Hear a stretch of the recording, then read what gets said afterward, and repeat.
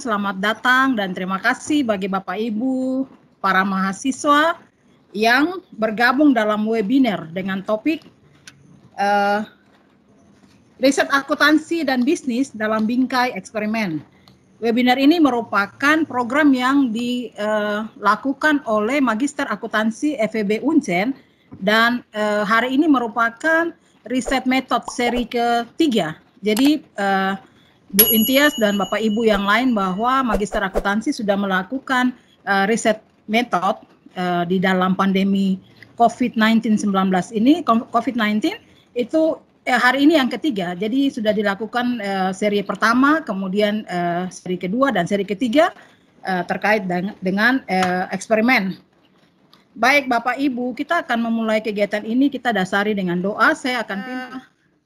Bapak Ibu, hari ini kita akan berbicara satu penelitian dengan eksperimen. Ketika kita mendengar, Bapak Ibu mendengar kata eksperimen, pasti kita selalu kaitkan dengan ilmu pasti. Karena eksperimen itu mereka lakukan di laboratorium kimia, laboratorium fisika, laboratorium biologi, laboratorium kedokteran. Kemudian timbul pertanyaan, apakah pendekatan ini bisa diterapkan pada ilmu sosial? Karena ini terkait dengan perilaku sosial dari manusia. Apakah memungkinkan bahwa pendekatan ini bisa dilakukan? Apalagi kan ketika mendengar eksperimen itu yang ada terbesit bahwa wah eksperimen itu sulit. Bagaimana mendesainnya? Siapa sih partisipannya? Kemudian wah pengujiannya berulang kali membutuhkan biaya, tenaga, capai dan lain sebagainya. Ya. Jadi itu menjadi apalagi Bapak Ibu di tengah situasi pandemi Covid seperti ini di mana kita dibatasi untuk bertemu dengan banyak orang, bagaimana caranya kita melakukan pendekatan eksperimen? Itu menjadi pertanyaan. Pasti saya berpikir bahwa Bapak Ibu tingkat penasarannya sangat tinggi. Tapi saya mau kasih tahu bahwa Bapak Ibu jangan khawatir. Karena narasumber kita 2 orang hari ini, mereka sangat qualified dan mereka benar pakar di bidang riset dengan pendekatan eksperimen. Jadi Bapak Ibu hari ini akan ada 2 sesi. Sesi pertama akan disampaikan oleh Profesor Dr. Intias Utami, SE, MSI, AK, CA, CMA, KIFA. Seu Prof. Intias, mohon izin saya memanggil Ibu, setelah ini saya panggil Ibu atau saya panggil Mbak? Mbak. Oke, baik. Jadi Bapak Ibu perlu ketahui bahwa Prof. Intias di kampusnya di UKSW, mahasiswanya memanggil beliau Mbak Uut atau Mbak Intias, sehingga kalau kita lihat beliau sangat energik, beliau tetap tampil muda dan selalu menyenangkan. Orang Jawa bilang nyenangke, ya. Seperti itu. Jadi Bapak Ibu, Mbak, saya nyun sewu Mbak, saya panggil Mbak Uut. Boleh, silahkan. Feel free. Oke, matur nuwun. Jadi Mbak Uut akan berbicara tentang bagaimana desain eksperimen, kemudian teknik, ya, kemudian bagaimana cara melakukan manipulasi di dalam melakukan studi dengan pendekatan eksperimen. Bapak Ibu, sebelum saya menyerahkan waktu kepada Prof. Intias untuk sesi pertama ini selama 1 jam. Ya, saya punya Mbak Uut ini selain menjadi dosen peneliti, beliau punya sense of art atau sense of seninya itu sangat tinggi. Jadi saya mau pantun dulu Mbak Uut, kemudian Mbak Uut, saya langsung memberikan waktu bagi Mbak Uut. Burung perkutut datang dari Jawa. Anak Jawa memetik salak. Jangan takut bertanya kepada Prof. Intias, karena Prof. Intias pasti menjawab semua pertanyaan Bapak Ibu. Baik, selanjutnya saya serahkan kepada, waktu selanjutnya saya serahkan kepada Mbak Uut untuk menyampaikan materi. Monggo, Mbak. Terima kasih Mbak Yuli. Bapak Ibu sekalian, salam sehat, salam semangat untuk semua. Assalamualaikum warahmatullahi wabarakatuh. Shalom. Shalom. Semoga semuanya dalam kondisi semangat, sehat, tetap bahagia, dan tidak lupa hari ini kita bersyukur masih bisa berjumpa. Dalam hitungan tidak ada 1 meter saya sudah bertemu Mbak Yuli dan Mbak Mei. Saya mengucapkan terima kasih kepada Bu Mei Narni. Saya lebih familiar memanggilnya Mbak Mei. Beliau senior saya di program doktor akuntansi. Jadi saya adik kelasnya Mbak Mei. Kalau dibilang pakarnya eksperimen sebenarnya bukan saya, karena di FEB UGM yang pertama kali melakukan eksperimen adalah Mbak Mei Narni. Ini kita harus tahu dan kita apresiasi. Nah, kenapa saya jatuh cinta pada eksperimen ini gara-gara Mbak Mei? Karena Mbak Mei ini satu mahasiswa yang fenomenal yang waktu itu penelitiannya menghasilkan film dengan biaya yang sangat mahal sehingga membuat eksperimen ini harganya ikut mahal gitu ya. Harganya jadi mahal karena pengalaman pertama yang dilakukan Mbak Mei dan ini menyebar ke mahasiswa FEB UGM yang sebelumnya, yang sebelum saya gitu, image-nya eksperimen adalah mahal. Nanti saya akan sambil memaparkan materi, saya akan cerita ada yang mahal, ada yang nggak mahal, ada yang sedang-sedang saja. Dan moderator kita kali ini juga luar biasa karena sebenarnya Mbak Yuli ini juga eksperimenter dan peneliti eksperimen dan mengalami dinamika hati yang luar biasa ketika menjalani proses eksperimen. Ya, saya nggak tahu, semoga tidak kapok ya, tetapi bersemangat. Karena saya mengikuti prosesnya, mengikuti proses waktu jatuh cinta sampai hampir patah hati dan cintanya tumbuh kembali dengan eksperimen. Baik Bapak Ibu sekalian, teman-teman di Uncen, terima kasih semangatnya. Saya tidak menduga kalau sudah series 3. Tahu begitu kan saya ikut-ikut series yang lain supaya bisa menyimak seri-seri yang lain. Ya, saya akan memaparkan beberapa hal. Mbak Yuli, saya dikasih waktu berapa jam? 1 jam kah? Atau berapa menit? 1 jam ya? Sampai materinya selesai. Oke. Ya, nanti disemprit kalau terlalu panjang karena kadang-kadang kemana-mana ceritanya. Saya Intias Utami, benar biasa dipanggil Mbak Uut, jadi feel free bagi teman-teman semua yang ingin memanggil saya dengan Mbak Uut. Beberapa saya lihat ada kawan-kawan kakak kelas saya bahkan S2 maupun S3 yang hadir di sini. Dan sekali lagi saya sharing sifatnya ya, mungkin kakak-kakak yang lain juga pernah punya pengalaman eksperimen.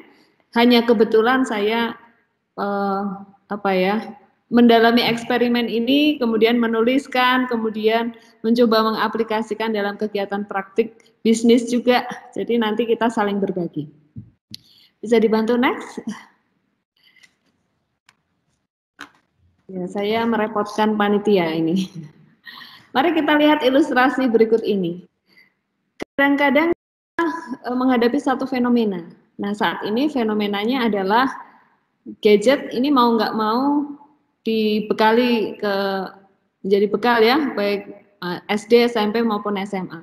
Nah, fenomena yang kita lihat, gadget pada remaja usia SMA ini luar biasa. Ya, alasannya untuk belajar kan, tetapi apakah dipakai belajar kita nggak tahu. Kadang-kadang juga dipakai untuk main games atau juga untuk melakukan aktivitas di media sosial. Nah, ada satu fenomena bahwa penggunaan gadget ini diduga berpengaruh pada prestasi siswanya. Yang khawatir adalah guru-guru. Di SMA Lab Satya Wacana, di tempat kami tinggal, kami ada SD, SMP, SMA, kampus juga ada. Jadi kami mulai dari, bahkan playgroup ya, mulai dari 3 tahun sampai S3 itu satu kompleks di Satya Wacana. Nah, kemudian ada aturan di sekolah SMP, SMA itu tidak boleh bawa HP. Yang panik orang tuanya karena nggak bisa menghubungi anaknya. Akhirnya dilakukan satu kajian, sebenarnya gadget ini berpengaruh nggak sih dengan prestasi siswa? Nah, pertanyaan yang timbul adalah, apa pengaruh penggunaan gadget terhadap prestasi akademik siswa? Ya, karena fenomenanya ada siswa yang menggunakan gadget secara bijaksana, ada juga yang tidak. Dilakukanlah satu penelitian yang tujuannya adalah menguji pengaruh penggunaan gadget terhadap prestasi akademik siswa. Nah, sekarang ada dua pilihan. Metode apa yang akan kita pakai? Bisakah kita menggunakan pendekatan kualitatif atau haruskah kita menggunakan pendekatan kuantitatif? Ini pertanyaan pertama yang seringkali menjadi kegalauan para peneliti-peneliti, terutama mahasiswa S3 ya, mau pakai pendekatan apa, begitu. Tapi kita lihat hakikat dari fenomena ini menimbulkan pertanyaan dengan kata what, ya, atau apa. Kata-kata apa pengaruh, jelas kita bisa dengan yakin menjawab penyelesaiannya adalah dengan metode kuantitatif. Oke, next slide. Dengan metode kuantitatif, ada dua pilihan lagi. Kita mau menggunakan metode survei atau eksperimen. Ya, saya fokuskan kerucutkan ini adalah riset-riset behavioral, bukan riset-riset yang menggunakan data sekunder. Kalau pertanyaannya tadi, penggunaan gadget pada prestasi siswa, kemudian pilihannya pakai survei atau pakai eksperimen. Apa keunggulan survei dan apa keunggulan eksperimen? Jadi kita diminta memilih dan memilah. Memilih dan memilah. Dipilih dulu lalu dipilah, ya. Dipilih, pilih mana? Sekali lagi, tujuannya apa? Tujuan pilihan adalah menjawab pengaruh. Pengaruhnya yang mau diteliti pada lokasi tertentu atau memang kita tujuannya akan menguji teori. Kalau tujuan kita adalah ingin meneliti pada suatu populasi, maka kita akan memilih metode survei. Karena kesimpulan yang diambil akan digeneralisasi dari sampel ke populasi. Bagian ini yang kita sebut sebagai metode survei memiliki validitas eksternal yang lebih tinggi dibandingkan validitas internalnya. Bagaimana kalau kita ingin tujuannya menguji teori? Yang dilakukan di mana-mana tempat, hasilnya akan sama. Tidak terganggu, tidak tergantung pada populasi di mana kita melakukan penelitian. Ketika kita memilih kita akan menguji teori, maka metode eksperimen ini menjadi pilihan yang lebih tepat. Karena validitas internalnya lebih tinggi dibandingkan validitas eksternalnya. Validitas eksternal adalah kemampuan untuk mengeneralisasi hasilnya ke sampel ke populasi, sedangkan validitas internal adalah kemampuan satu desain untuk bisa menjelaskan teori yang ada, ya, menjelaskan fenomena dan teori yang ada. Gimana kalau pendekatan kualitatif? Boleh nggak? Boleh saja, tidak ada masalah. Ya, sekali lagi tergantung pada tujuan penelitiannya apa, itu akan mempengaruhi metode. Tujuan dipengaruhi tadi sebelumnya oleh pertanyaan. Kalau kita tujuannya ingin menggali lebih dalam, mengeksplorasi, menginvestigasi suatu fenomena, maka kita bisa memilih pendekatan kualitatif. Boleh nggak saya campur kuanti dan kuali? Boleh. Itu yang kita sebut sebagai metode triangulasi. Kita mencampur, melakukan pendekatan kuantitatif, setelah itu kita mendalami fenomenanya dengan pendekatan kualitatif. Oke, bisa dibantu next slide. Nah, secara gambaran, ya sebelah kanan itu eksperimen ya, saya minta maaf nih typo. Survei di sebelah kiri, sebelah kanan adalah eksperimen. Survei, kita mengenal satu area yang kita sebut sebagai populasi, dan kita pilih responden yang mewakili populasi. Teknik pemilihan responden atau teknik penyampelan ada bermacam-macam, ada probability sampling, ada non-probability sampling, tergantung pada desain yang sedang kita rancang. Kalau survei, kita akan memilih sampel yang mewakili populasi, kemudian kita memberikan pernyataan atau pertanyaan, dan si responden akan memberikan respon berupa persepsi yang dirasakan berdasarkan pernyataan atau pertanyaannya. Sedangkan kalau eksperimen, istilah responden itu kita kenal dengan subjek atau partisipan, Nah, subjek yang terpilih itu bisa berperan sebagai suatu profesi atau memang dia memiliki profesi tersebut. Nah, subjek tidak diberi pertanyaan begitu saja, tetapi dihadapkan pada situasi atau kondisi. Nah, sebentar, saya pakai headset dulu, Mbak. Ini kayaknya ada gangguan suara di sini. Ya. Kondisi disebut dalam hal ini, dalam riset eksperimen, kondisi yang dirancang sedemikian rupa sehingga kita merasakan suasana dan situasi inilah yang disebut sebagai manipulasi. Jadi kita jangan merasa manipulasi itu sesuatu yang menipu, bukan begitu. Ya, manipulasi dalam hal ini adalah situasi dan kondisi yang menggambarkan suatu suatu peristiwa atau suatu suasana, dan suasana ini membuat kita merespon, ya, merespon dan memberikan tanggapan atas suasana tersebut. Kalau dalam penelitian, suasana atau manipulasi ini yang kita sebut sebagai variabel X-nya. Sedangkan respon ini kita sebut sebagai variabel Y-nya. Kalau survei, pertanyaan itu menggambarkan indikator-indikator variabel X, ya. Persepsi mengukur respon dalam bentuk persepsi diukur sebagai interpretasi dari variabel Y. Nah, itulah perbedaan survei dengan eksperimen. Baik, next slide. Sehingga kalau kita buat gambaran, apa beda survei dengan eksperimen secara hakikat? Ya, tentu saja di dalam survei yang kita tonjolkan adalah bagaimana kesimpulan yang diambil itu akan mewakili populasi yang ada. Maka kalau teman-teman melakukan survei, misalnya survei tentang tingkat kepatuhan wajib pajak di Jayapura. Apakah hasil survei ini kalau dilakukan di tempat lain hasilnya bisa berbeda? Bisa berbeda. Ya, kita lakukan di Salatiga, di Medan, di Makassar misalnya, hasilnya bisa saja berbeda. Mengapa berbeda? Karena sampelnya orangnya berbeda. Karena populasinya juga berbeda. Jadi kesimpulan yang diambil hanya berlaku pada daerah-daerah tersebut tempat kita melakukan penelitian. Bedanya kalau riset dengan eksperimen, yang menarik adalah ketika riset ini dilakukan, diuji cobakan, dieksperimenkan di satu tempat ke tempat yang lain, hasilnya harusnya sama. Bagaimana kalau berbeda? Mungkin nggak? Ya mungkin, namanya juga penelitian ya, tetapi konsepnya adalah validitas internal menggambarkan kekuatan suatu teori. Saya seringkali membuat ilustrasinya begini. Misalnya saya membagi gift hadiah kepada Mbak Yuli misalnya. Mbak Yuli, ini saya kasih nih HP Samsung Galaxy Note 20 yang terbaru, Mbak. Itu loh yang keren banget, 35 juta ini Mbak, harganya Mbak, keren banget gitu kan. Kemudian setelah Mbak Yuli dapat HP, Mbak Yuli ini sebenarnya sudah punya HP kan, HP yang sama sebenarnya diberi suaminya gitu kan.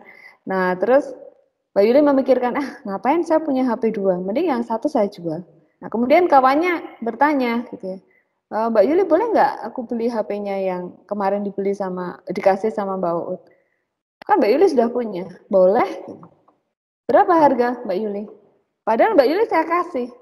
Nah, teori ini saya uji cobakan, atau mungkin teman-teman bisa menguji coba, ketika orang lain diberi HP, diberi hadiah begitu ya, secara cuma-cuma, dan orang lain itu menginginkan HP tersebut untuk membelinya, itu sekarang HP punya value. Ditanya, berapa Mbak Yuli harganya? Terus Mbak Yuli jawab, berapa ya? 30 juta, harga pasarnya 35 loh, saya cuma lepas kamu 30 loh.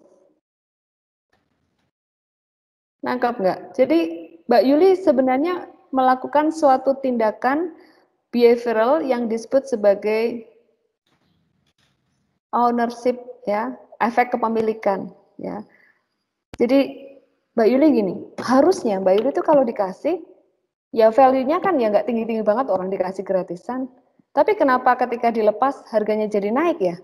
Ya itulah sifat manusia, itulah perilaku manusia, kalau diberi dimanapun ya, diberi apapun, itu akan merasa ada kepemilikan atas barang tersebut, sehingga value atas barang tersebut menjadi berbeda. Padahal barang pemberian, bukan jual beli. Ketika hal tersebut saya uji cobakan, selain ke Mbak Yuli, saya uji cobakan ke yang lain ya, misalnya di sini ada teman-teman dari Semarang begitu.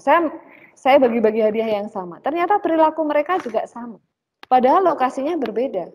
Tapi teori itu menjelaskan bahwa ketika orang berada dalam situasi menerima pemberian dari orang lain yang sifatnya tadi sukarela atau gratis begitu, maka dia akan memberikan value pada barang tersebut menjadi miliknya, dan kepemilikan itu akan memberikan value lebih pada barang ketika barang itu dijual kepada orang lain. Nah, efek semacam ini yang namanya endowment effect atau efek kepemilikan. Ini adalah bias perilaku manusia. Ketika orang diberikan suatu barang, barangnya sifatnya gratis, tapi ketika ada orang lain menginginkan barang itu nilainya menjadi tidak gratis lagi, tapi ada value yang dilekatkan pada barang tersebut. Nah, value itu namanya bias pada individu yang namanya endowment effect.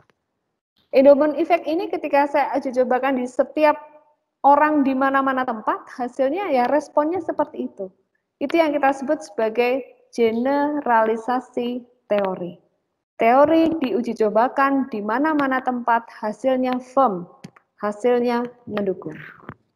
Beda dengan sampel ke populasi. Ya, kalau sampel ke populasi, teorinya mendukung nggak? Mendukung, tetapi bisa saja kesimpulan itu hanya berlaku pada daerah-daerah tempat kita mengambil sampel. Ya, tempat kita menyimpulkan kondisi yang ada di satu populasi. Nah, semoga ini tidak tambah bingung, tetapi teman-teman yang mengantarkan kita, itulah bedanya riset survei dan eksperimen. Ya, oke, next slide. Nah, apa yang dipelajari dalam riset perilaku? Ini ada 3 tataran, 3 level. Ada aspek kognitif, ada aspek afektif, dan aspek behavioral. Pada aspek kognitif sifatnya masih ada di pikiran kita ya, mindset. Saya pikir misalnya alkohol itu merusak kesehatan. Ya, jadi karena pikiran itu terbentuk karena apa? Mindset, bisa karena pengalaman, bisa karena melihat ya, menyimak lingkungan yang ada di sekitarnya, kemudian dia mempengaruhi mindsetnya bahwa alkohol itu merusak kesehatan. Kemudian tataran yang di atasnya kognitif adalah afektif atau sikap. Karena pikirannya sudah mengatakan saya pikir alkohol merusak kesehatan, maka sikapnya adalah saya tidak suka alkohol. Kemudian meningkat menjadi tahap tataran behavioral atau perilaku. Sudah lebih kuat daripada sikap, saya tidak akan minum alkohol. Oke. Dalam riset behavioral ini, kita akan berpijak pada berbagai macam teori-teori yang ada, baik di teori ekonomi, psikologi, maupun teori-teori di bidang sosial. Lalu eksperimen di tataran mana? Kognitif, afektif, atau behavioral? Jelas kalau kita menggunakan survei, kita baru di tataran kognitif, tadi persepsi saja. Ketika saya mengatakan, bisa nggak saya, misalnya tadi ya, saya meneliti tingkat kepatuhan wajib pajak. Itu yang saya telitikan dengan persepsi ya, bagaimana persepsi wajib pajak terhadap kepatuhan wajib pajak, ya, atas kepatuhan wajib pajak. Persepsi yang timbul itu karena apa? Karena dia mengalami atau karena dia melihat. Karena dia mengalami suatu situasi atau suasana, atau karena melihat lingkungan sekitar bahwa pengusaha di sini rata-rata tidak patuh. Ya sudah, saya juga menurut saya gitu ya, menurut saya masih persepsi wajib pajak itu tidak perlu patuh. Kenapa? Karena yang lain tidak patuh. Jadi menurut saya tidak perlu patuh. Pada aspek kognitif, saya pikir tingkat kepatuhan wajib pajak itu tidak penting. Misalnya, nah kemudian membentuk sikap.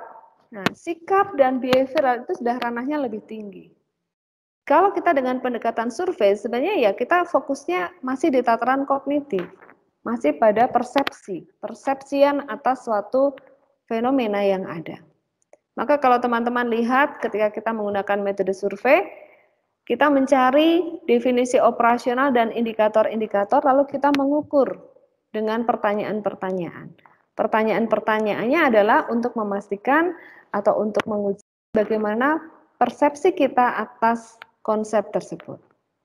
Saya orang kuantitatif behavioral, saya pernah survei waktu S2 di Maksi, Undip, kemudian saya pindah di jalur eksperimen. Nah, dengan eksperimen kita bisa mengukur aspek yang lebih tinggi, afektif dan behavioral. Kita bisa mengukur respon orang setelah membuat suatu situasi atau manipulasi tadi. Maka yang semula pada tataran persepsi, saya pikir kepatuhan wajib pajak itu nggak penting. Tapi dengan afektif dan behavioral, orang cenderung akan lebih mengekspos responnya. Saya tidak suka, saya tidak ingin patuh, saya tidak akan patuh. Itu responnya lebih tinggi secara afektif dan behavioral. Sehingga riset eksperimen ini fokus pada perilaku manusia, dan perilaku manusia di dalam akuntansi ini seringkali menjadi pertanyaan jebakan Batman, para penguji. Bocorannya, seringkali pertanyaannya begini. Anda melakukan penelitian eksperimen dengan fokus pada perilaku manusia. Bagaimana kita bisa meyakinkan bahwa ini adalah riset akuntansi? Atau riset bisnis, bukankah ini riset psikologi? Yang Anda teliti kan menggunakan teori psikologi, leadership, justice, bahkan bounded rationality, itu kan teori-teori psikologi. Bagaimana kita bisa menjelaskan kepada penguji bahwa ini adalah riset perilaku, akuntansi, dan bisnis? Ini pertanyaan yang saya hadapi juga waktu ujian waktu itu. Ya, tapi pertanyaan namanya penguji kan tugasnya menguji ya. Nah, saya berpendapat begini, definisi dari behavioral accounting research buat teman-teman akuntansi ya, ini kan perilaku akuntan dan non-akuntan yang dipengaruhi dan mempengaruhi sistem informasi akuntansi. Itu definisinya menurut Conrad tahun 1970 ya. Ada satu artikel yang mengatakan begitu. Perilaku, behavioral, akuntan, dan non-akuntan yang dipengaruhi dan mempengaruhi sistem informasi akuntansi.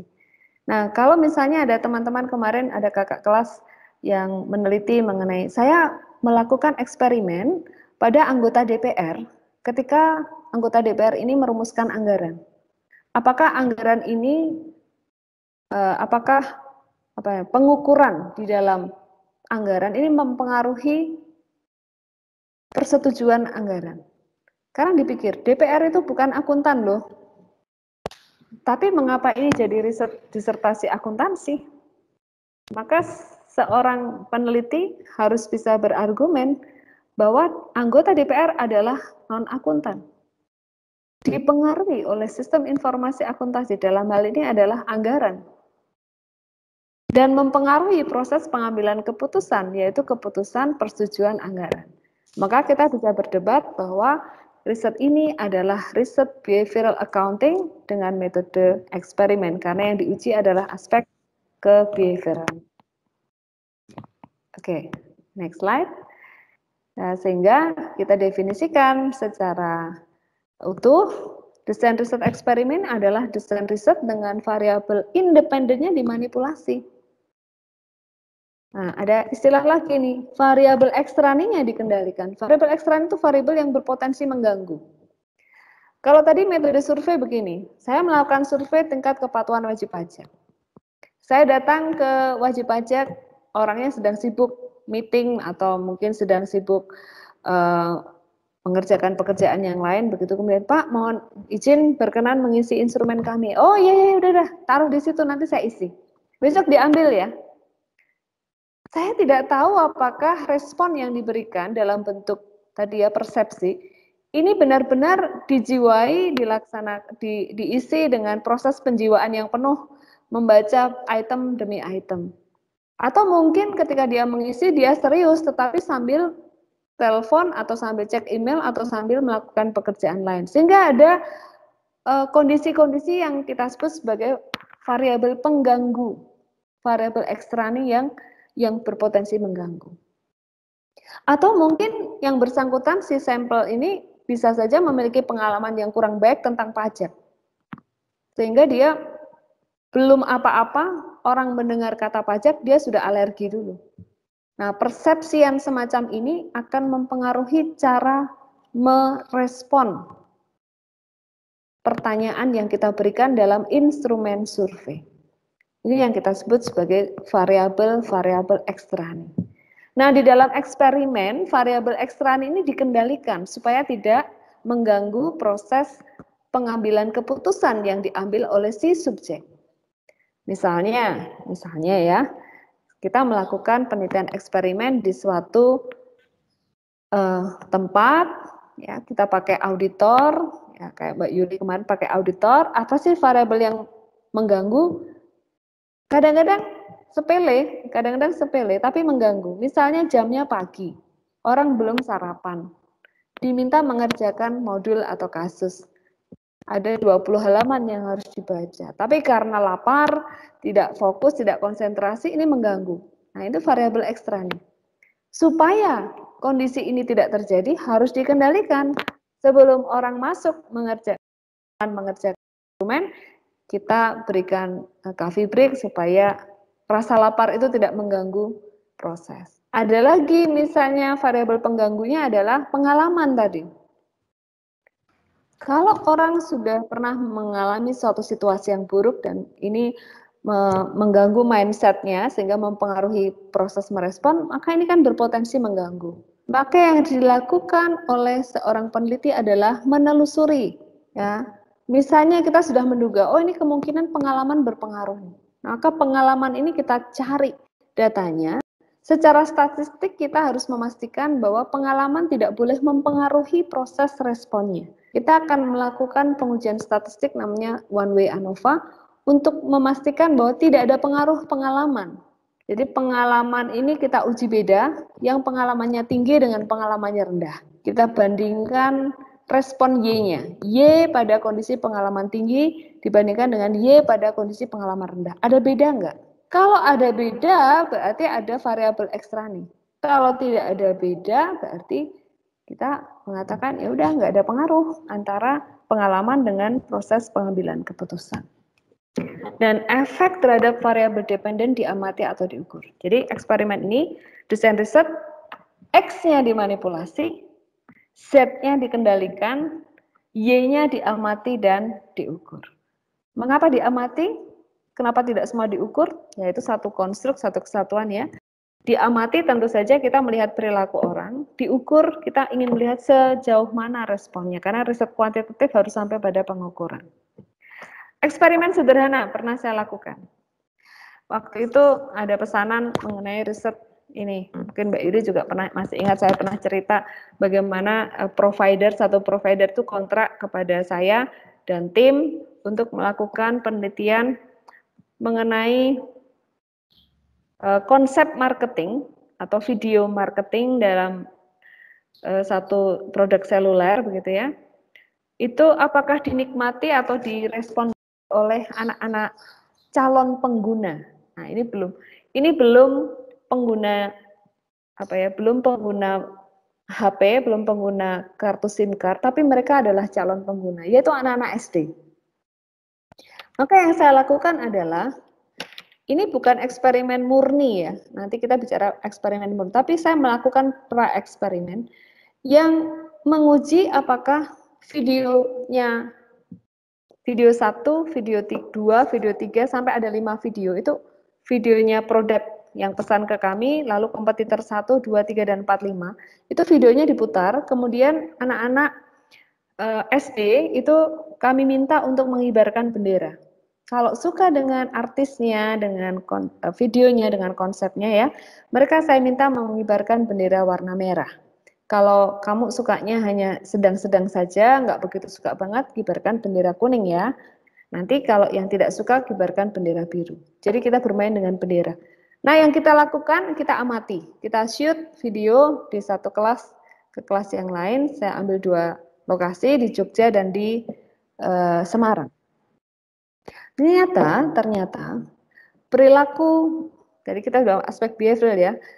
Ini tidak hanya mindsetnya anak-anak, tapi kita melihat respon, kita mengamati, kita mengukur, bahkan kita juga menggali secara kualitatif untuk menegaskan pengamatan yang kita lihat tadi. Yang kami manipulasi apa? Yang kita manipulasi tidak manipulasi murni sebenarnya, tapi yang kita rangsang supaya siswa tadi merespon adalah video tadi, video produk yang kita sebut sebagai customer value, nilai customernya.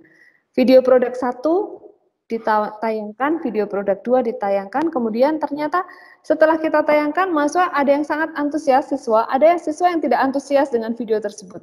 Ada yang senang sekali benderanya dikibarkan, tapi begitu videonya menjengkelkan atau mereka tidak suka, maka benderanya juga mereka turunkan. Bahkan ada yang dengan wajah yang muram, jengkel, konyol, begitu ya, itu tidak mau merespon. Nah, itu yang kita sebut sebagai riset eksperimen, ya namanya variabel independen dimanipulasi dan efek terhadap variabel dependennya diamati dan diukur. Baik, next slide.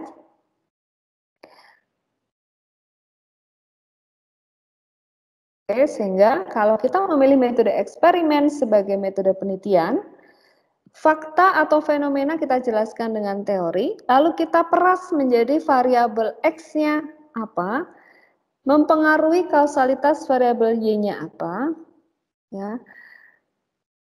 Kalau sudah, baru kita pastikan hubungan kausalitasnya dengan berbagai macam riset yang sudah mendukung. Oke, ke next slide saja. Sebenarnya proses eksperimen itu sama seperti ketika teman-teman melakukan penelitian yang lain.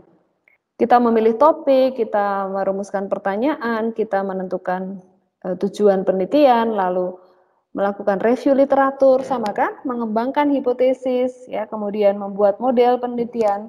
Baru kita rancang desain eksperimen, kita lakukan penyusunan protokol eksperimen, ya, kemudian kita lakukan pilot test. Nah, nanti kita bahas satu-satu. Pilot test ini seperti pengujian validitas dan reliabilitas untuk memastikan instrumen eksperimen kita. Dan tahap berikutnya kita melakukan pengujian hipotesis dengan statistik, dianalisis hasilnya, dan kita tarik kesimpulannya. Jadi sebenarnya secara utuh proses eksperimennya sama. Cause, effect, and causal relationship. Seringkali ya kita berdebat dengan ini sebab akibat atau bukan. Ya. Apakah X menjadi penyebab Y? Kalau X muncul, belum tentu Y muncul. Nah, ini berarti kondisi yang ada, kita harus memastikan bahwa ada sebab, harus ada akibat. Tidak ada faktor lain selain X yang mempengaruhi Y. Tadi tidak boleh ada variabel eksterne, tidak boleh ada variabel pengganggu. Dan X adalah syarat perlu bagi kemunculan Y-nya. Jika X muncul, maka Y akan muncul. Jika X tidak muncul, Y juga tidak akan muncul. Karena tadi causal relationship-nya begitu kuat. Dan X adalah syarat cukup untuk kemunculan Y. Ini secara teori yang kita sebut sebagai sufficient condition dan necessary condition. Oke, next. Sehingga kita juga perhatian pada ada istilah causation, correlation, dan confounds. Correlation itu tidak menyebabkan sebab akibat. Beda ya, sebab akibat dengan korelasi itu berbeda. Serta hubungan dua variabel yang tidak diketahui mana yang terlebih dahulu itu cenderungnya kan ke correlation. Misalnya saja di Papua hujan saat ini. Nah, apakah ada pengaruh acara ini dengan hujan? Kalau diuji korelasinya statistik bisa mendukung, tetapi kan ini tidak sebab akibat. Ya, itu hanya tidak ada dukungan yang kuat juga. Dan ada potensi variabel lain yang mempengaruhi hubungan dua variabel. Itu yang kita sebut sebagai confounds. Ya, confounds. Secara gambaran, basic dari riset eksperimen adalah membandingkan. Yang dibandingkan adalah satu grup yang satu kita sebut sebagai grup eksperimen, pembandingnya kita sebut sebagai grup kontrol. Grup eksperimen ini adalah grup yang mendapatkan manipulasi tertentu, sedangkan grup kontrol adalah grup yang juga mendapatkan manipulasi yang berlawanan dengan grup eksperimen. Oke, misalnya saya melakukan penelitian pada hubungan kausalitas pengendalian dengan kinerja. Pengendalian sendiri itu dibedakan, ada yang pengendalian ketat, ada yang pengendaliannya longgar. Maka kita kelompokkan satu kelompok grup eksperimen ini mendapatkan situasi aturan yang ketat. Sedangkan grup pembandingnya atau grup kontrolnya ini mendapatkan manipulasi yang berkebalikan, yaitu mendapatkan situasi aturan yang longgar. Setelah dua grup ini dimanipulasi dengan cara yang berbeda, kita akan mengukur kinerjanya. Y-nya diukur. Kemudian dibandingkan antara grup eksperimen dengan grup kontrolnya. Yang dibandingkan apa? Yang dibandingkan adalah Y-nya. Y dalam kondisi grup eksperimen dengan Y pada grup kontrol. Nah, itulah hakikat dari eksperimen. Sehingga kalau kita lihat apa syarat eksperimen? Syaratnya hubungan kausalitas yang kuat. Bahwa hanya X yang mempengaruhi Y. Nah, supaya kita yakin hanya X yang mempengaruhi Y, maka perlu ada proses randomisasi, perlu ada proses matching, dan proses analisis kovariansi. Oke, kita lihat satu persatu apa yang dimaksud dengan random. Oke, next slide. Randomisasi ini adalah suatu penempatan subjek dalam suatu kelompok manipulasi tanpa memandang karakteristiknya.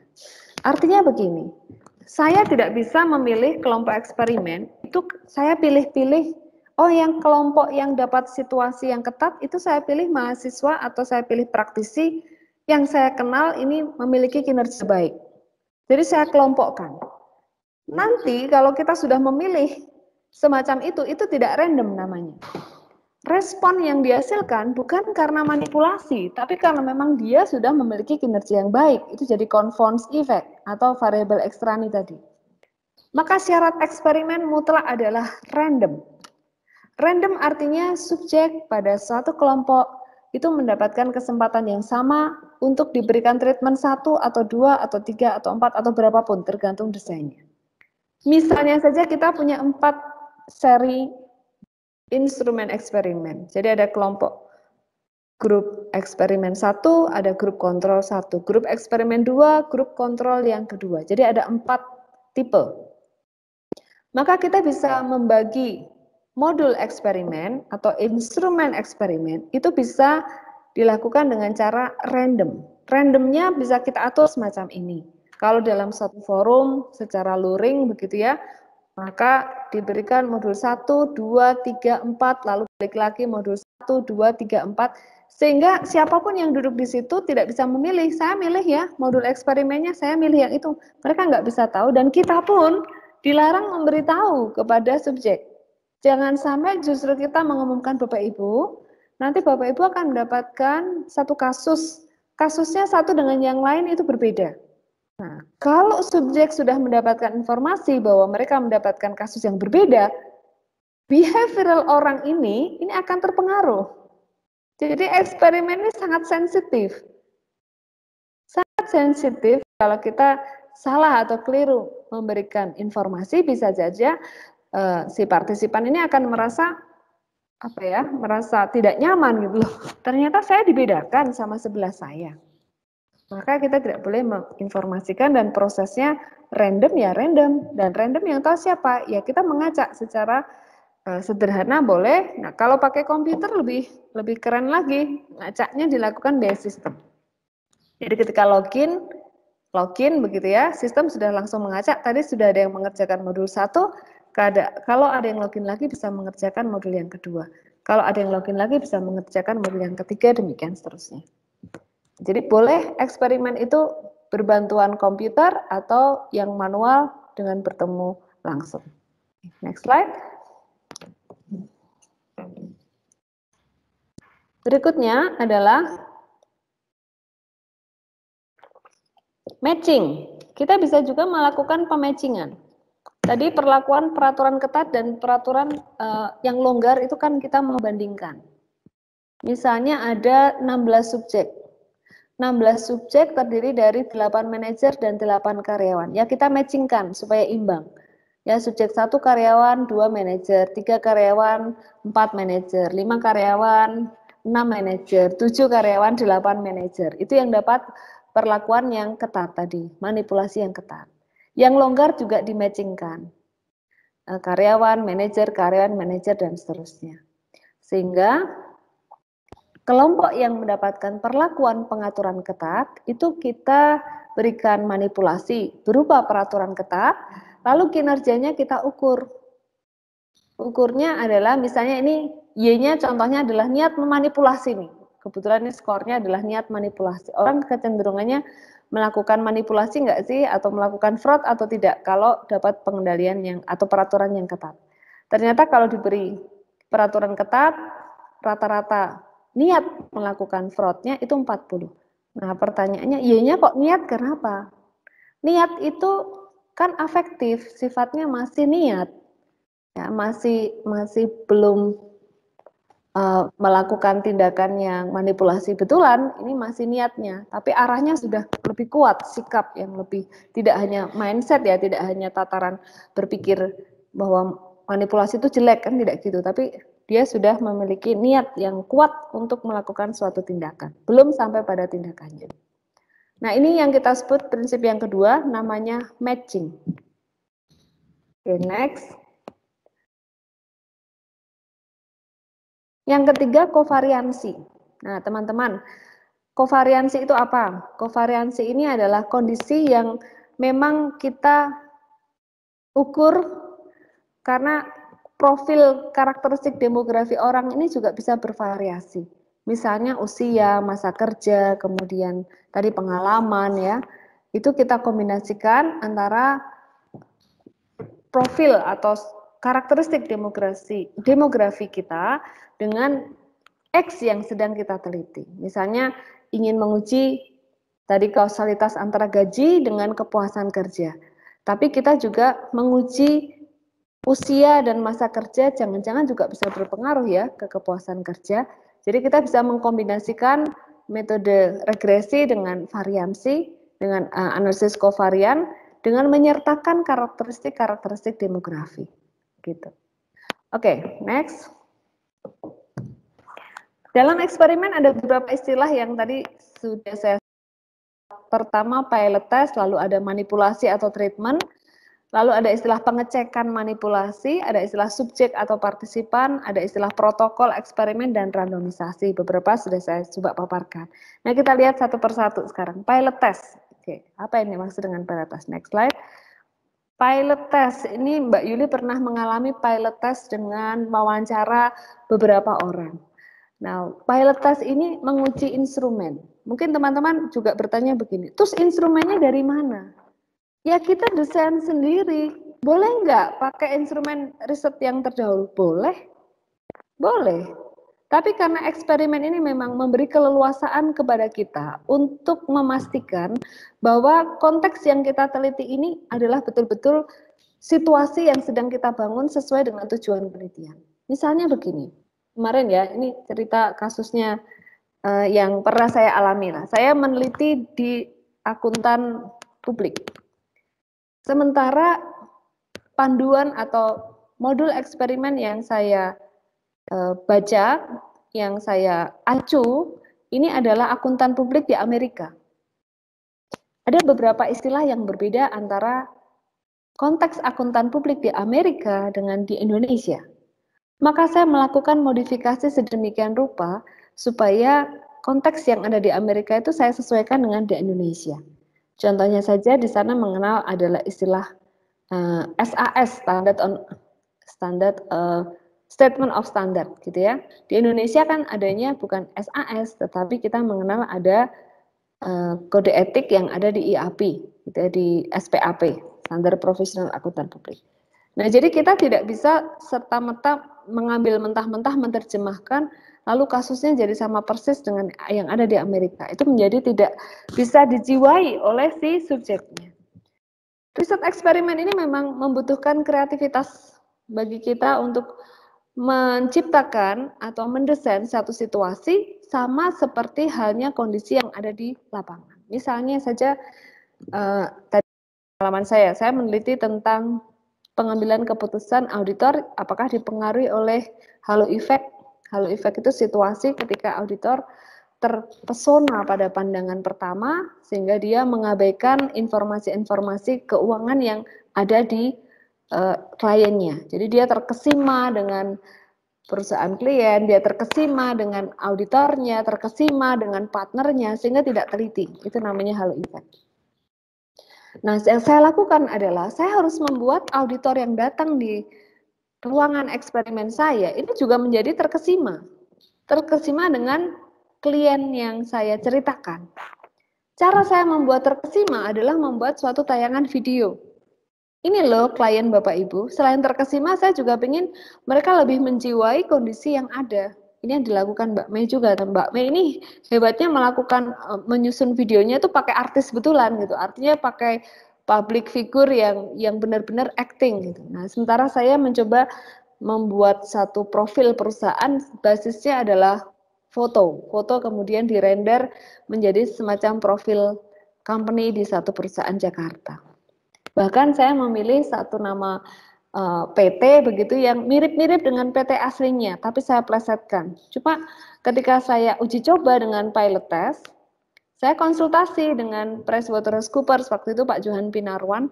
Bapak, saya kirimkan video profil dari klien, apakah sudah menggambarkan klien satu perusahaan besar yang biasanya Bapak audit gitu. Nah, itu bagian dari pilot test. Memastikan bahwa manipulasi dan suasana yang kita gambarkan ini bisa diterima dengan subjek secara tepat, menggambarkan situasi yang benar-benar sedang kita rancang.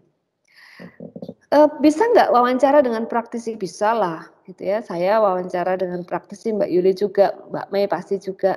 Nah, beberapa kawan yang lain, saya pakai investor, jadi saya harus wawancara dengan praktisi. Tujuannya apa?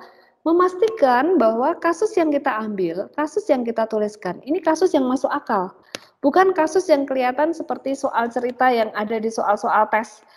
Waktu kita membuat semacam soal tes di ujian, gitu ya, diketahui seperti ini situasinya, gitu ya, berapakah skor yang akan Anda berikan, itu kan terlalu kaku, tidak menggambarkan situasi dan fakta yang ada. Pilot test ini memastikan bahwa subjek merespon manipulasi yang kita berikan dengan tepat seperti yang kita harapkan. Berapa kali? Berkali-kali. Sampai kapan? Sampai kita yakin bahwa manipulasi yang kita berikan benar-benar sudah membuat subjek ini merespon seperti yang kita harapkan. Saya pernah ditanya, berapa kali Mbak Ud melakukan pilot test? Saya katakan hampir 20 kali, Mbak. Karena saya bolak-balik, saya revisi berkali-kali, sampai saya mantap dan yakin berkali-kali hasilnya sudah konsisten. Artinya ketika menyimak video, mereka meresponnya begini. Kalau mereka kalimat yang saya sampaikan, responnya juga konsisten. Kelompok yang satunya, kelompok pembanding juga ternyata ketika diberikan satu instrumen juga mereka cenderung konsisten. Ya sudah, saya putuskan, selesailah pilot test, lalu masuk ke pengujian yang sesungguhnya.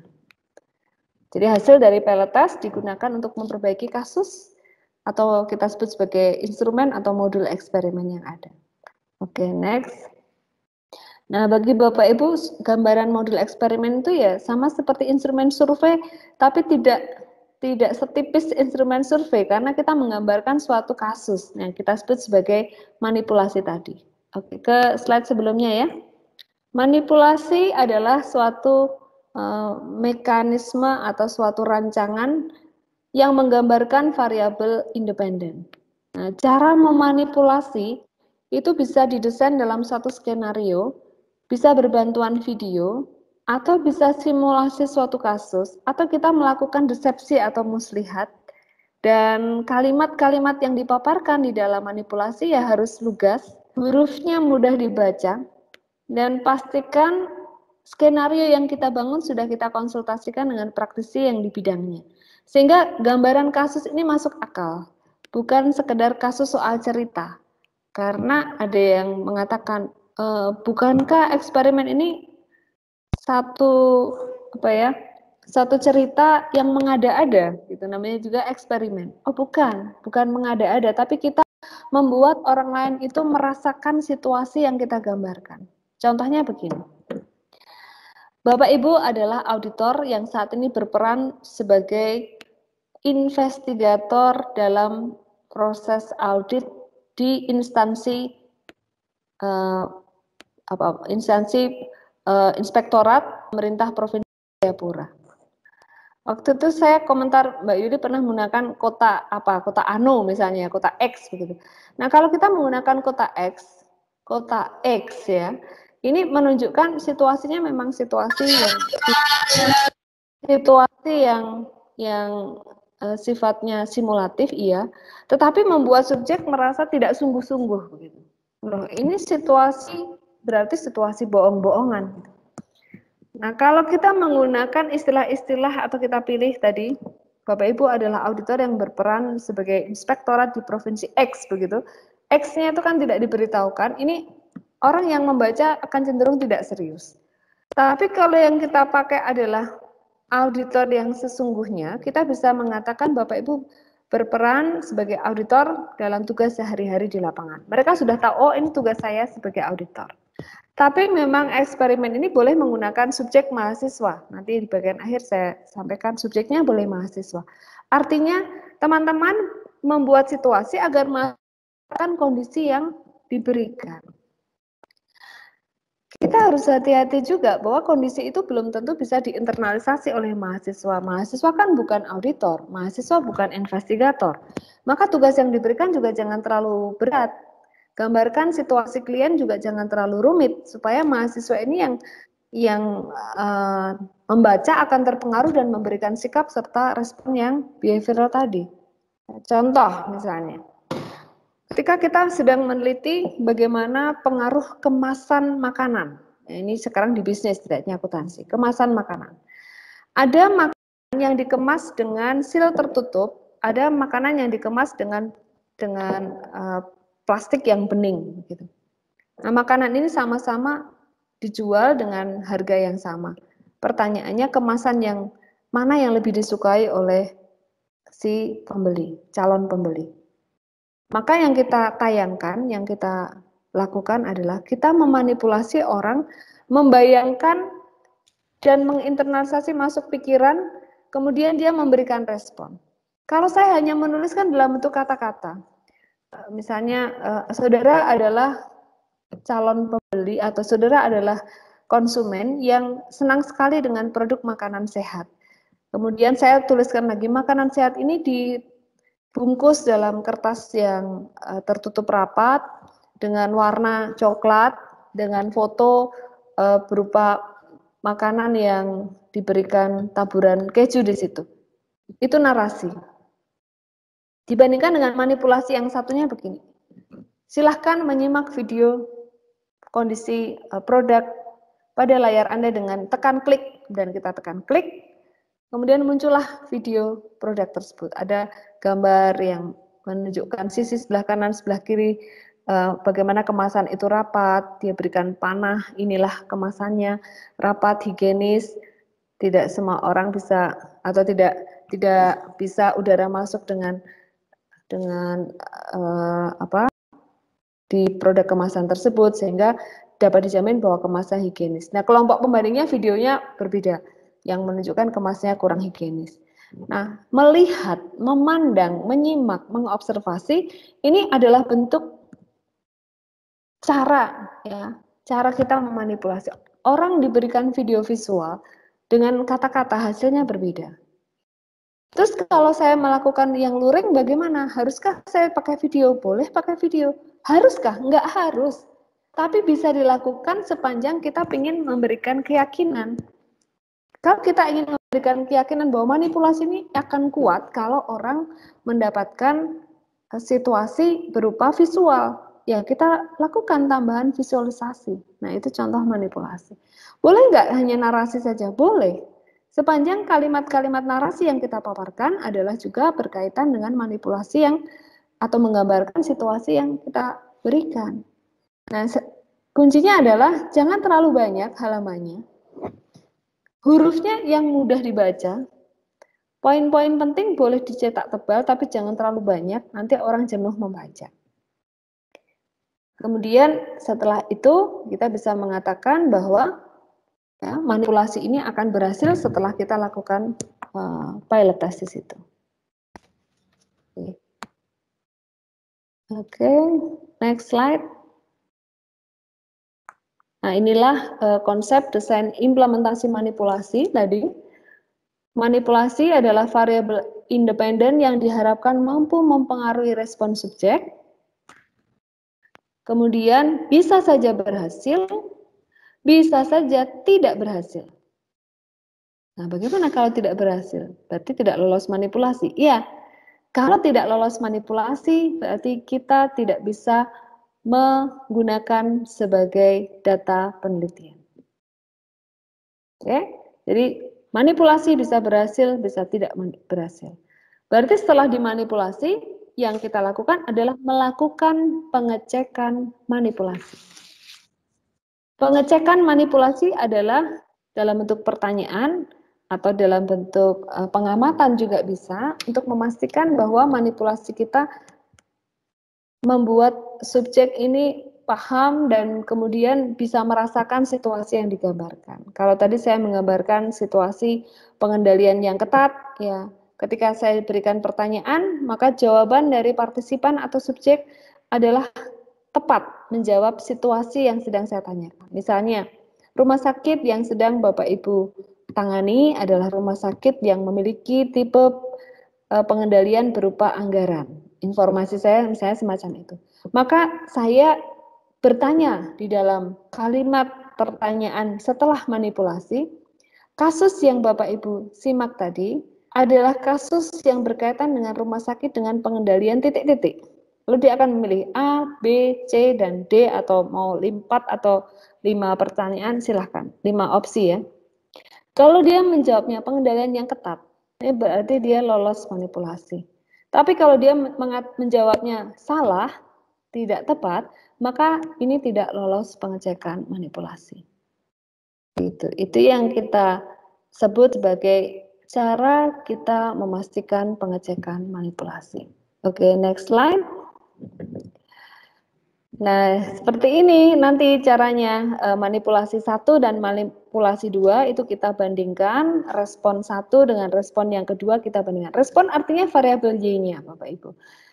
Respon itu artinya ketika kita sudah diberikan manipulasi, kita memberikan jawaban, lalu mungkin juga teman-teman gini, responnya bentuknya apa ya? Responnya berupa skala. Karena ini kuantitatif, maka kita menggunakan skala bisa skalanya kalau misalnya survei kan 1 sampai 5 ya, setuju tidak setuju sampai sangat setuju gitu ya. Tapi dengan metode yang eksperimen kita bisa memberikan skala, bisa skala 10 sampai 100, 1000 itu juga boleh, angka apapun boleh, yang penting kita punya justifikasi. Ada yang 0 sampai 100, ada yang 10 sampai 100, ada yang 10 sampai 50 ya. Range-nya skala Likert sama. Hanya responnya ini yang membedakan adalah, ya, kalau survei itu kan persepsian. Tapi kalau eksperimen, skala itu diberikan sebagai bentuk level sikap dan level perilaku kita. Itu yang membedakan dengan survei. Ya. Oke, next. Hampir 1 jam ya Mbak Yuli kayaknya ya. Nah, saya agak percepat ya. Yang kedua, penggunaan desepsi sebagai manipulasi. Desepsi itu muslihat. Muslihat itu adalah suatu teknik untuk memastikan suasana tertentu yang dialami subjek tanpa subjek itu menyadari tujuan penelitian. Jadi satu kakak kelas saya juga di UGM pernah melakukan desepsi begini. Siapa lah? Waktu itu namanya siapa ya Mbak? Saya sebut seorang kakak lah gitulah ya, saya nggak sebut nama. Dia melakukan penelitian mengenai minat pembelian asuransi ketika subjek ini tahu penyakitnya apa. Jadi caranya desepsinya adalah darahnya, kemudian oleh petugas laboratorium tentu saja ya, bukan oleh si penelitinya. Kemudian hari berikutnya diberikan hasil lab.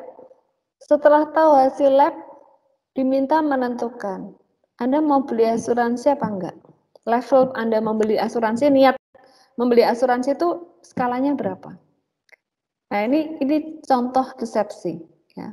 Atau boleh nggak saya melakukan semacam itu tapi tidak memberitahu. Nah, kalau kita sudah memberikan desepsi, maka di tahap akhir sebagai bagian dari etika penelitian kita harus mengembalikan subjek pada kondisi semula. Kita harus menjelaskan. Tadi Bapak Ibu, kami izin mengambil darah karena tujuannya begini-begini, lalu dijelaskan. Ya, dijelaskan apa tujuan dari penelitian ini. Itu bagian dari desepsi atau muslihat tadi. Subjeknya diberi pertanyaan dan setelah itu diklarifikasi apa maksud dari desepsi tersebut.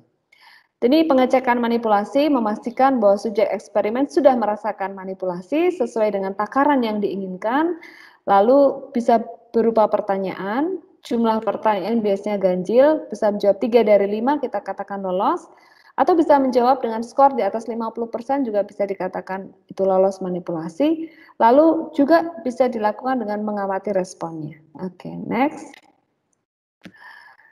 Istilah subjek atau partisipan, saya masuk pada manajemen subjek atau partisipan, ini adalah individu atau kelompok individu. Jadi eksperimen bisa dilakukan pada kelompok juga, tidak harus pada satu orang. Subjek bisa praktisi, bisa mahasiswa yang bertindak sebagai penyulih. Penyulih itu wakil atau mewakili suatu praktisi. Tapi syaratnya mahasiswa sebagai subjek adalah tugas yang diberikan itu tidak memerlukan pengalaman dan skill tertentu. Misalnya kalau identifikasi fraud itu kan butuh skill ya, itu yang tidak bisa. Oke.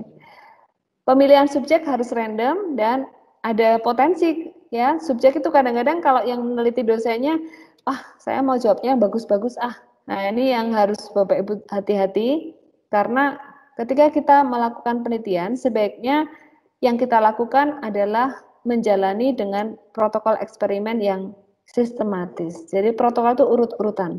Dan sebaiknya bukan eksperimen, peneliti bukan sebagai eksperimenter.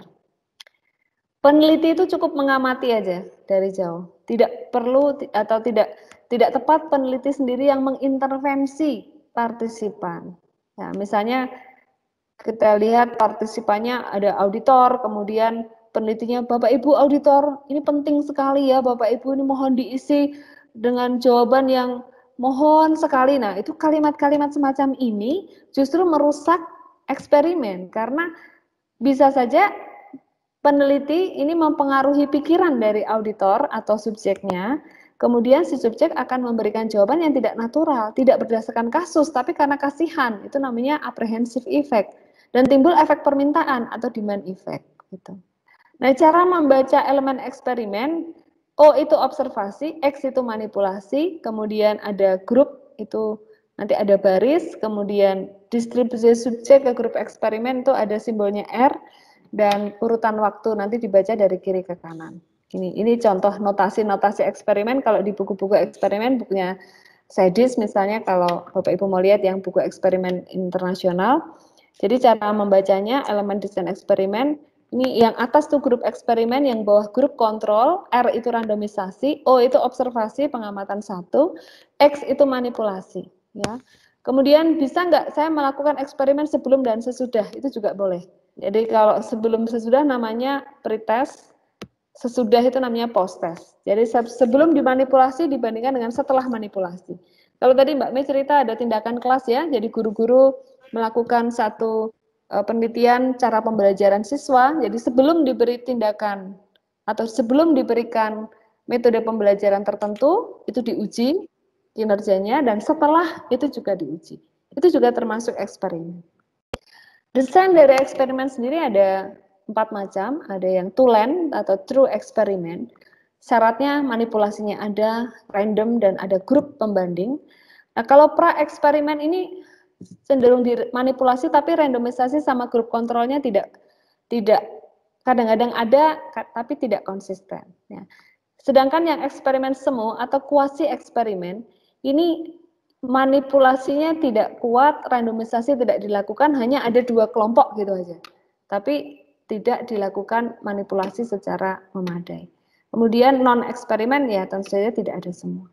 Nah, cara membacanya, ini contoh eksperimen two-land dengan desain faktorial 3/2 atau 3/2, bukan 3x2, tapi 3/2. Contohnya saja ada satu kelompok kita meneliti hubungan kausalitas antara kompensasi dan pengendalian terhadap kinerja misalnya gitu ya. Jadi kompensasi ini X, pengendalian juga X. Jadi X-nya ada 2. Kompensasi X1, pengendalian X2.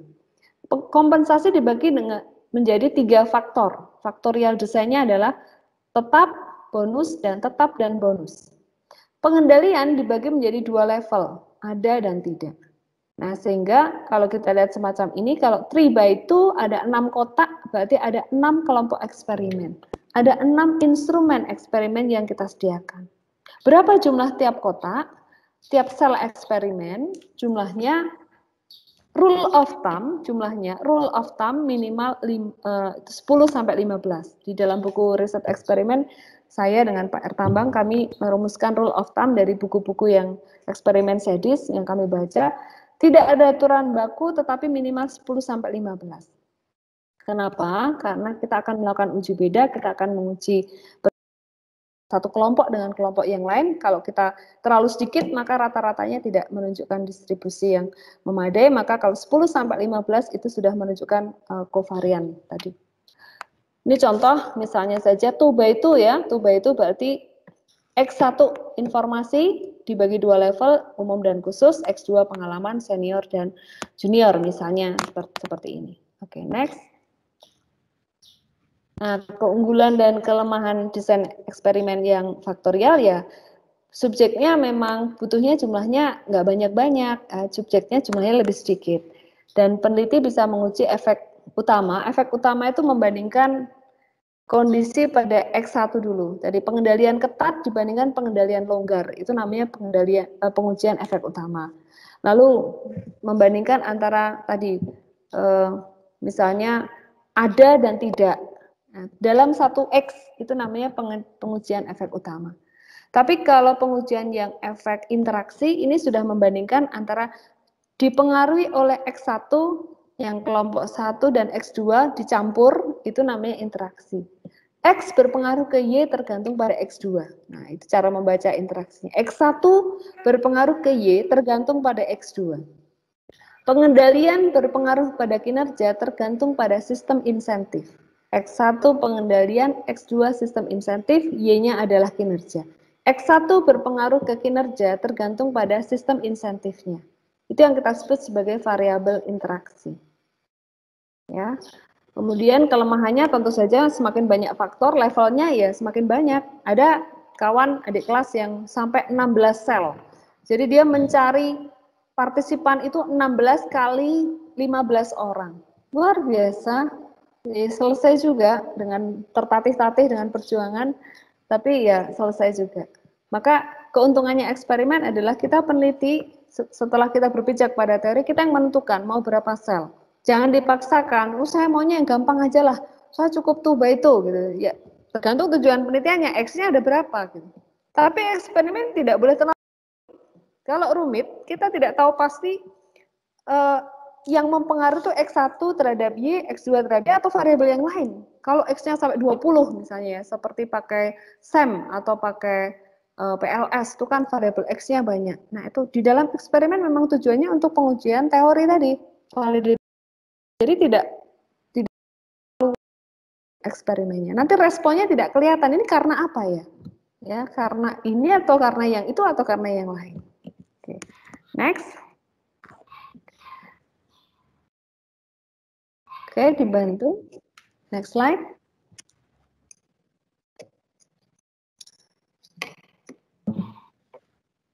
Bisa dibantu next slide, teman-teman. Nah, kalau eksperimental yang semu atau kuasi eksperimen, dia memiliki karakteristik yang tidak dimiliki desain yang lain. Jadi, peneliti ini memiliki keleluasaan untuk melakukan manipulasi kapan dan kepada siapa. Memang validitas internalnya tinggi, hanya dalam praktek sulit dan ini masalah etika. Contohnya gini, saya mau melakukan penelitian bahwa merokok ini berbahaya untuk remaja. Kalau saya melakukan eksperimen yang sifatnya true eksperimen, maka saya harus mengintervensi si remaja ini untuk melakukan kegiatan merokok. Tapi kan ini tidak etis. Maka yang saya lakukan adalah saya memutarkan atau menggambarkan situasi orang merokok dan ini mereka diminta memberikan respon, Anda mau melakukan atau besok kalau sudah dewasa mau merokok atau tidak. Nah, ini yang kita sebut sebagai eksperimental yang sifatnya semu. Kita tidak bisa mengintervensi langsung, tapi kita bisa menggambarkan dalam bentuk gambaran situasi. Tapi bukan berarti penggunaan video ini hanya dipakai untuk yang semu loh, bukan. Ya, video juga bisa dipakai untuk yang true eksperimen, tergantung pada tujuan melakukan intervensi apa. Ya. Bagaimana kalau saya pakai mahasiswa? Atau apakah saya kalau pakai mahasiswa itu menjadi eksperimental semu? Tidak. Kalau kita menggunakan mahasiswa tidak berarti ya. Artinya kita bisa melakukan ini eksperimen semu, bisa saja ini eksperimen yang tulen pada mahasiswa. Yaitu ketika kita memiliki randomisasi yang kuat, ketika ada kelompok pembanding, ketika manipulasi yang kita desain kuat, walaupun mahasiswa ini sebagai penyulih, kita bisa berargumen bahwa ini adalah eksperimen yang tulen atau true eksperimen. Oke, next. Desain eksperimen kita kenal ada ya within subject. Within subject itu satu subjek mendapatkan beberapa perlakuan, misalnya pretest, post-test. Satu orang itu mengalami lebih dari satu perlakuan, pretest, post-test. Subjek B juga pretest, post-test. Jadi dapat manipulasi satu, terus dapat manipulasi yang kedua. Itu namanya within subject. Yang next, yang satunya adalah between subject. Satu orang subjek ini hanya mengalami satu instrumen yang berbeda atau satu manipulasi yang berbeda dengan kelompok yang lain. Ini yang kita sebut desain eksperimen between subject. Jadi kalau saya sudah ada di kelompok satu, saya tidak akan mendapatkan manipulasi yang ada di kelompok 2. Kalau saya sudah ada di kelompok 3, saya tidak akan mendapatkan manipulasi yang ada di kelompok 4. Ya. Oke, next. Kalau boleh pakai mahasiswa bagaimana? Boleh, boleh. Ya, asal mahasiswa ini tidak diberikan tugas yang rumit. Ya.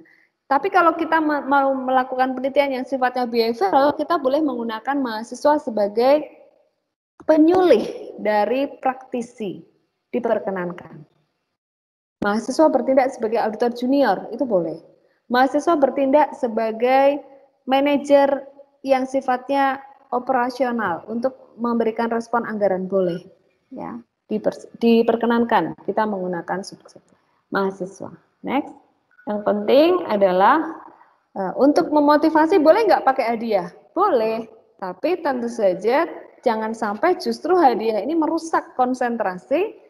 Tapi boleh dipakai sebagai bentuk satu insentif ya untuk bisa membuat responden atau subjek ini lebih serius. Misalnya ada kawan melakukan eksperimen pada investor supaya mereka mau merespon dengan tepat waktu, maka si mahasiswa ini atau peneliti ini memberikan tawaran, Bapak Ibu investor, jika Bapak Ibu bisa mengerjakan dalam durasi tidak lebih dari tanggal sekian, maka Bapak Ibu akan mendapatkan insentif berupa pulsa senilai 100.000 misalnya, atau berupa saldo OVO yang masuk ke rekening Bapak Ibu misalnya begitu. Dan ini beberapa kawan sudah melakukan. Saya pun pernah melakukan memberikan insentif dengan mengundi. Jika Anda mengisi dengan tepat dan serius, berdasarkan kasus, bukan berdasarkan persepsi, maka Anda akan diundi dan total undian senilai 2 juta. Ya, saya undi aja 2 juta itu diundi menjadi 4 orang misalnya. Ini juga boleh sepanjang insentifnya tidak berlebihan. Nah, di sesi terakhir kita melakukan taklimat atau debriefing. Kita kembalikan subjek ke posisi semula, kita jelaskan, dibagi insentifnya, dan secara jujur kita mengatakan tujuan penelitian. Jadi dilakukannya tujuan penelitian dijelaskan di akhir, jangan di awal. Kalau di awal nanti orang sudah tadi mengalami demand effect, ya, tidak serius lagi. Next. Ini contoh yang tadi pakai desepsi, muslihat. Si Stanley Milgram ini melakukan pengujian teori namanya teori obedience, teori kepatuhan. Dia menginvestigasi tekanan ketaatan. Tekanan ketaatan itu kondisi subjek patuh tapi melakukan tindakan tidak etis. Jadi ada perintah dari bos, tapi untuk melakukan tindakan tidak etis, dan dia akan melakukannya. Itu namanya obedience pressure, tekanan ketaatan. Apa yang dilakukan? Nah ini, dia menyetrum. Jadi student itu dialiri satu kabel, tapi studentnya ini sebenarnya adalah student yang artisnya, gitu ya, bertindak sebagai student.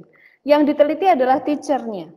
Si teacher ini diperintah oleh eksperimenter untuk bisa menyetrum si student sebagai bentuk tadi pengujian bahwa ketika orang mendapatkan perintah dari atasan yang memiliki power, dia akan cenderung melakukan, walaupun perintahnya tidak etis.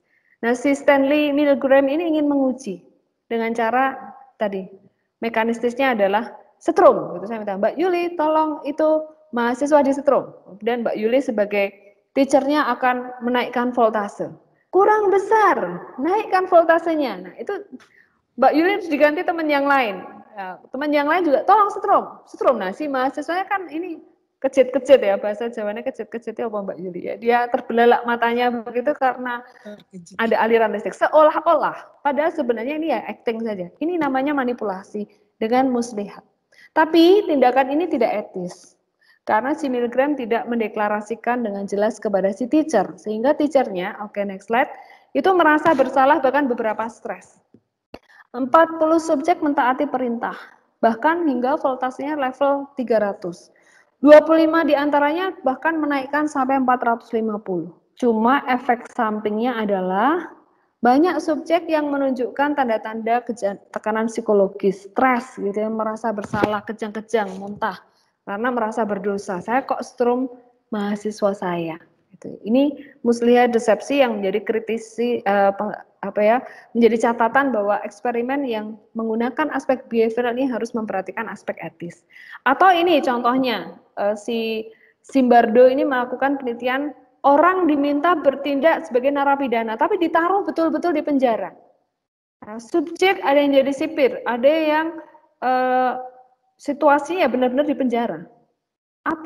Apa yang terjadi? Ternyata subjek begitu menjiwai sampai stres, sampai mengalami tekanan emosi, dan akhirnya eksperimennya gagal karena kondisinya tidak memungkinkan. Oke, next. Oke, next slide. Nah, ini isu etika Bapak Ibu. Kalau di Amerika sudah ada dewan etika yang akan memberikan persetujuan bahwa ini etis atau tidak. Di Indonesia terus terang belum ada. Sehingga yang kita lakukan ya paling tidak mengamankan, minta tanda tangan, adakah Bapak Ibu yang keberatan? Gitu. Kalau tidak salah kemarin Mbak Yuli juga bertanya kepada auditor, Bapak Ibu hasil penelitian Bapak Ibu akan saya gunakan untuk disertasi saya, apakah ada yang keberatan dengan data yang diberikan? Tidak, gitu ya, sudah, berarti kita tidak ada masalah. Tapi kalau ada yang keberatan, kita tidak boleh memaksa. Saya pernah mengalami, hadir di dalam eksperimen yang saya gelar, itu partner. Nah, partner ini keberatan. Dia mengatakan, saya tidak bersedia. Oh ya, sudah Pak, nggak apa-apa, saya tidak pakai. Data saya sisihkan, dia tidak bersedia. Tapi kita kan secara etis sudah minta izin pada para auditor yang hadir, yang lainnya bersedia. Bahkan kalau bisa kita pakai form tanda tangan, itu lebih aman. Antisipasi kalau ada komplain di kemudian hari, karena kita menggunakan aspek perilaku. Ya, oke, next.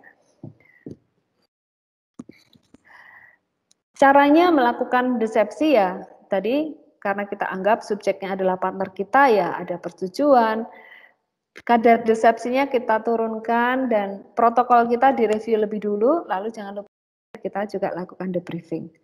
Oke, next. Manipulasi sendiri karena tadi dirancang dengan kreatif, ada beberapa ancaman tadi demand effect, ya subjeknya menjawab sesuai dengan permintaan yang minta dosennya atau temannya, begitu ya kadang-kadang. kamu maunya apa sih? Jawabannya yang tinggi apa rendah? Tinggi dong gitu ya. Udah dia memberikan tidak natural tapi berdasarkan permintaan. Atau subjeknya baik hati menduga-duga, kayaknya yang gini deh yang bagus, jawabannya yang bagus-bagus aja lah. Nah, itu tidak natural. Atau mortal. Jadi karena risetnya panjang, subjeknya meninggalkan eksperimen, artinya tidak menyelesaikan instrumen eksperimen. Itu juga bisa terjadi. Oke, next. Dan sebagai catatan akhir, teman-teman, mohon tidak menyebut kata eksperimen dalam eksekusi. Saya pernah ketika saya menjalankan satu eksperimen di satu institusi begitu ya, kalau nggak salah di Kupang waktu itu, di Inspektorat Provinsi Kupang di Nusa Tenggara Timur. Asisten saya ambil lokal, saya nggak bawa asisten dari Salatiga yang biasa membantu saya. Asisten saya itu sudah saya latih, nanti membagikannya begini ya Dek, nanti MC tolong bagian ini nanti kamu paparkan bahwa akan ada pembagian modul gitu. Nah, dia salah ngomongnya. Bapak Ibu auditor, acara selanjutnya adalah pembagian modul eksperimen. Mati aku gitu kan. Karena kalau eksperimennya bocor bahwa ini adalah bukan dari bagian dari satu workshop, mereka pasti enggan. Akhirnya saya harus meralat gitu. Saya minta senior di situ untuk bisa menjelaskan, Bapak Ibu, yang Bapak Ibu terima adalah satu simulasi kasus untuk mengerjakan risk-based audit. Mohon Bapak Ibu berkenan bisa menyimak, jadi harus dinetralisir supaya kata eksperimennya tidak muncul. Walaupun nanti di akhir kita akan mengklarifikasi bahwa Bapak Ibu, riset ini tadi namanya riset eksperimen, bahwa Bapak Ibu dengan satu dengan yang lain diberikan kasus yang berbeda. Nah, itu kita klarifikasi yang namanya debriefing, ya. Seyogianya pelaksana eksperimen itu bukan peneliti sendiri. Ada mahasiswa S3 saya misalnya di UKSW melakukan eksperimen pada UKM. Nah, eksperimen ini boleh kita lakukan dengan mendatangi. Jadi kalau Mbak Yuli tadi mengumpulkan di satu ruangan, saya juga pernah mengumpulkan, atau saya pakai berbasis web ya, seperti kita berikan link kemudian mereka mengisi. Tapi saya juga pernah mencoba eksperimen dengan mendatangi. Kenapa didatangi? Karena ini adalah pengusaha bandeng, UKM di Semarang. Tidak mungkin saya kumpulkan, tapi supaya menjaga, supaya tidak mortal dan supaya instrumennya terjaga, maka proses eksperimennya dilakukan cara yang sama. Ya. Caranya begini, saya pakai model kalender begitu. Model kalender, jadi kalender duduk, kemudian mereka diberikan informasi, Bapak Ibu, ini adalah gambar yang menunjukkan mesin Presto dengan tenaga tinggi, investasinya 1 miliar. Nah, risetnya adalah tentang efek prospek teori tentang pengambilan keputusan investasi. Situasi ini menyebabkan Bapak Ibu harus memilih. Mau memilih ini atau memilih ini. Nah, proses memilihnya itu diberikan warna. Ibu tunjuk warna yang mana yang Ibu pilih. Nah, itu cara eksperimen versi lain yang pernah saya lakukan tanpa harus mereka melakukan nyilang atau centang begitu ya. Tapi peneliti yang menunjukkan kemudian karena UKM dikasih modul eksperimen yang 10 halaman pasti berat. Maka kita bercerita cuma pakai protokol. Artinya apa yang kita sampaikan itu urut.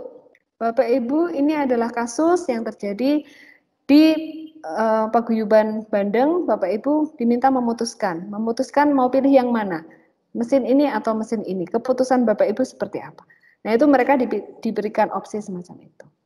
Nah, itulah teman-teman eksperimen yang pernah saya jalani. Semoga teman-teman terinspirasi dan jangan pernah berpikir bahwa eksperimen ini sulit, tetapi dicoba, dijalani, dicintai, karena apa yang kita lakukan ini akan terjadi dan teman-teman akan baik-baik saja ya Mbak Yuli. Karena eksperimen pasti akan selesai pada waktunya kalau kita menjalani. Tapi kalau tidak pernah dijalani, kita tidak akan pernah tahu seperti apa sensasinya eksperimen. Mahal dan tidaknya itu tergantung pada proses desain yang kita rancang. Bisa mahal, bisa tidak, tergantung bagaimana cara kita dan fokus penelitian kita.